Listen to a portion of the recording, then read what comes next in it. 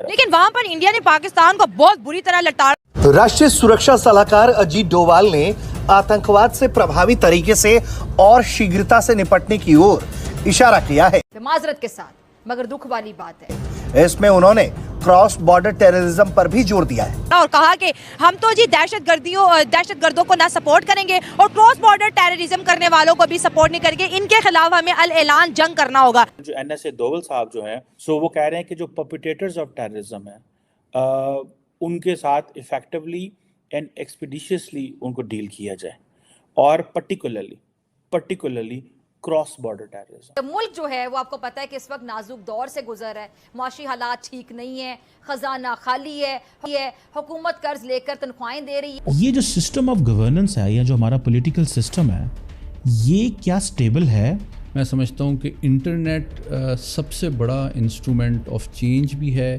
मैं समझता हूँ भारत के अंदर भी बाज़ जो प्लेटफॉर्म्स हैं उनके एल्गोरिदम्स के हवाले से टेक्नोलॉजिकल और स्टेट वो अपने आप को इवेंचुअली एक हिंदू सुपर पावर के तौर पे एक मल्टीपोलर वर्ल्ड। उन्होंने वही इशू हाईलाइट किए हैं जो इंडिया के नेशनल इंटरेस्ट में हैं, और वो सीधे पिन पॉइंट होते हैं पाकिस्तान की। पता नहीं कि कैसा नाजुक दौर है कि खत्म होने का नाम ही नहीं लेता है। जवान बूढ़े हो गए हैं लेकिन मुल्क की मसाइल खत्म नहीं हुए। मैं आपको रियलिटी बता रहा हूँ, बिल्कुल रियलिटी। मुल्क की हालात बहुत ज्यादा संगीन है, बहुत ज्यादा गंभीर है। ढके छुपे अल्फाजों में उनका यही कहना था, और जो इंडिया की लैंग्वेज हमेशा पाकिस्तान के लिए किसी भी फोरम पे होती है, ये उससे भी ज्यादा अग्रेसिव थी। ये वही एजेंडा है जो प्राइम मिनिस्टर नरेंद्र मोदी का दहशतगर्दी के खिलाफ। भारत किसी मूड में नजर नहीं आ रहा पाकिस्तान के साथ एंगेज करने में, और लगता यह है कि भारत एक टफ लाइन ले रहा है। के अंदर होने वाले SCO समिट की, जिसको इंडिया के national security advisor Ajit Doval ने जी अटेंड किया, और पाकिस्तान का अभी तक नेशनल सिक्योरिटी एडवाइजर कोई भी नहीं है। लेकिन वहां पर इंडिया ने पाकिस्तान को बहुत बुरी तरह लताड़ा और कहा कि हम तो जी दहशतगर्दों को ना सपोर्ट करेंगे और क्रॉस बॉर्डर टेररिज्म करने वालों को भी सपोर्ट नहीं करेंगे। इनके खिलाफ हमें अल ऐलान जंग करना होगा। मतलब ढके छुपे अल्फाजों में उनका यही कहना था, और जो इंडिया की लैंग्वेज हमेशा पाकिस्तान के लिए किसी भी फोरम पे होती है, ये उससे भी ज्यादा अग्रेसिव थी। ये वही एजेंडा है जो प्राइम मिनिस्टर नरेंद्र मोदी का दहशतगर्दी के खिलाफ है। ये वही एजेंडा है जो डॉक्टर एस जयशंकर का है, और अजीत डोवाल सर ने भी यही बात की कि क्रॉस बॉर्डर टेररिज्म को ना दुनिया सीरियसली देखे। इंडिया बात करता है लश्कर तैयबा की, इंडिया बात करता है जैश-ए-मोहम्मद की, और भी बहुत से टेररिस्ट ऑर्गेनाइजेशन जो कि इंडिया को लगता है कि ये हमारे मुल्क के अंदर आकर दहशतगर्दी करते हैं। इंडिया बार बार पाकिस्तान को इस बात के ऊपर जो है पूरी दुनिया के अंदर बदनाम और जलील कर रहा है। सर, इस SCO में भी इंडिया ने जी इनडायरेक्टली पाकिस्तान को टारगेट किया। देखिए, डेफिनेटली जब इंडिया क्रॉस बॉर्डर की बात करता है तो उसमें अफगानिस्तान या फिर पाकिस्तान आ जाता है। अफगानिस्तान के साथ तो वो अपने ताल्लुकात बेहतर कर रहे हैं, वहाँ तो इन्वेस्टमेंट्स हो रही हैं, वहाँ तो वो अपना सारा सरमाया लगा रहे हैं, तो पीछे बचता कौन है? पाकिस्तान। वो इनडायरेक्टली, बल्कि अब तो डायरेक्टली ही समझ रहे हैं, वो पाकिस्तान को टारगेट करते हैं। और हमारी अथॉरिटी से मैं बात करता हूँ कि हमारी अथॉरिटीज उनसे जाके ये नहीं कहते कि यार या आप हमसे डायरेक्ट बात करो या फिर बात ना करो। हम ढके छुपे लफ्ज़ों में कहते हैं जी हम इंडिया को वो कर देंगे, हम वो कर देंगे। भाई वो जाके यूनाइटेड काउंसिल हो या कोई भी जगह, वो डायरेक्ट जाके बात करते हैं कि इंडिया में जो दहशत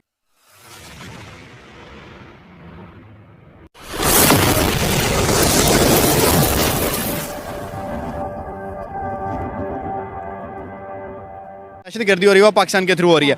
लेकिन हमारी अथॉरिटीज़ ये बात नहीं कर रही कि यार कहाँ हो रही है, हमें सबूत दो। अगर इंडिया सबूत नहीं प्रोवाइड कर सकता तो फिर पाकिस्तान स्टैंड ले। लेकिन क्या करें, हम स्टैंड भी नहीं ना ले रहे। हमारे लोग जो हैं वो चुप करके बैठे हुए हैं कि यार अगर हम स्टैंड लेंगे तो हमें फिर जाके जो अमेरिका की मदद है वो बंद हो जाएगी, जो एड्स आ रही हैं वो बंद हो जाएंगी, जो IMF से लोन्स आ रहे हैं वो बंद हो जाएंगे। तो हमारा तो ये मसला है ना कि हम दूसरी कंट्रीज़ पर डिपेंड कर रहे हैं, हम अपनी कंट्री के सर्वाइवल के लिए भी बोल नहीं सकते।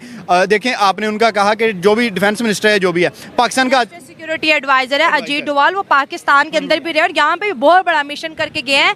जो हमारा ये जो एटमी न्यूक्लियर मिशन था, इसको भी नाकाम करने के लिए उन्होंने पूरी तैयारी कर ली थी। हाँ, तो देखिए डेफिनेटली बात है, और हमारा आज तक वो नेशनल कोई सिक्योरिटी ऑफिसर ही नहीं बना, तो हम कहाँ जाके इंडिया के साथ कम्पीट कर सकते हैं? भाई इंडिया हमें इसीलिए निशाना बनाते हैं, उन्हें पता है कि यार इन्होंने चुप करके खड़े रहना है, इन्होंने बात नहीं करनी। तकरीबन 1947 से लेके अभी तक है, हम सिर्फ बयान, कभी कभी बयान देते तो कभी बयान भी नहीं देते, मजम्मत बाद में कर देते हैं कि जी हम इस मसले की मजम्मत करते हैं।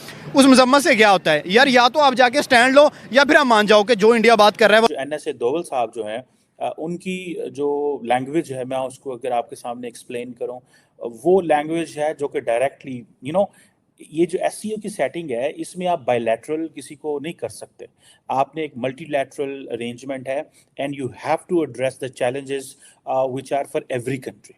लेकिन इंडिया जो लैंग्वेज यूज करता है वो डायरेक्टली पाकिस्तान को टारगेट कर रहा है। I am just trying to tell you कि एटमॉस्फेयर क्या है। सो वो कह रहे हैं कि जो परपिटेटर्स ऑफ टेररिज्म है उनके साथ इफेक्टिवली एंड एक्सपीडिशियसली उनको डील किया जाए, और पर्टिकुलरली क्रॉस बॉर्डर टेररिज्म।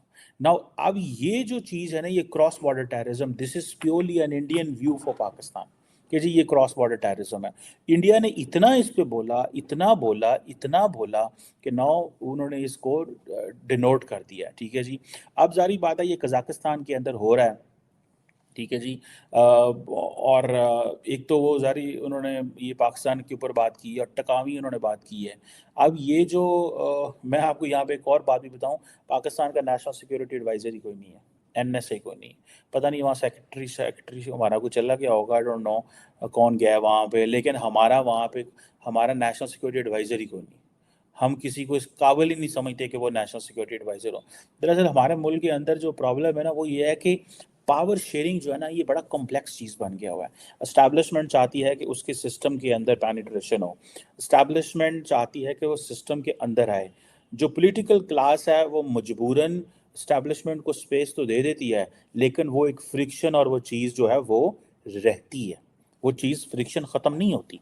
ठीक है ना जी, और ये चीज़ें मैं समझता हूँ कि दे आर देयर, और अब वो इसीलिए हमने अपना एनएसए लाया ही नहीं। लास्ट टाइम मोहित यूसुफ साहब पाकिस्तान के नेशनल सिक्योरिटी एडवाइज़र थे, वो जिधर भी जाते थे वो कहते थे नहीं ऐसा इंडियन से नहीं मिलना, हमने इंडियन से बात नहीं करनी। लेकिन ये तो चलो एससीओ लेवल का प्लेटफॉर्म है, इस पर तो मिलना ही मिलना होता है, आना होता है, लेकिन मुलाकात नहीं करते और एक दूसरे को बड़ी टफ लाइन देते हैं, इंडियंस भी पाकिस्तान को और पाकिस्तान भी इंडिया को।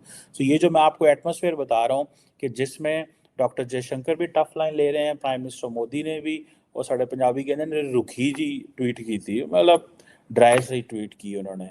ठीक है, वज़ीर आज़म शहबाज शरीफ ने भी ड्राई से जवाब दिया उनको, छोटे सी ट्वीट का छोटा सा जवाब, और अमूमन ऐसे नहीं होता है। बहरहाल तो ये मुझे ऐसा लगता है there is something which is on the way, जिसमें पॉलिटिकल क्लास जो भारत की है वो समझती है, और इन्होंने इस हवाले से वो कहते थे टफ लाइन लें ताकि इंडिया की जो अपोजिशन है वो किसी किस्म की कोई स्पेस ना क्रिएट कर सके, वो कोई ऐसा माहौल ना पैदा हो सके जिसमें ये कहा जाए कि शायद इंडिया पाकिस्तान के साथ इंगेज होना चाहता है या मिल रहा है या एक गुडी गुडी हो रहे हैं। अब ये जो है वो कहते हैं डॉक्टर जो एनएसए दोवल कहते हैं जी डबल स्टैंडर्ड्स हैं, ये ख़त्म होने चाहिए। सो डबल स्टैंडर्ड्स का वर्ड भी उन्होंने पाकिस्तान के लिए रखा हुआ। वो कैसे, वो कहते हैं जी आपने जो दहशतगर्द अफ़गानिस्तान वाली साइड पे हैं आप उनको सही समझते हैं दहशतगर्द और उनको लड़ते रहते हैं, और जो कश्मीर वाली साइड पे हैं उनको आप दहशतगर्द नहीं समझते। सो उनके ये एक डेफिनेशन है। अब ये वो जब बायलैटरली बात करेंगे किसी के साथ तो ऐसे ही करेंगे, पाकिस्तान का नाम लेंगे, लेकिन ये क्योंकि मल्टीलैटरल सेटिंग है तो इसमें आप डायरेक्ट मुल्क का नाम नहीं लेते।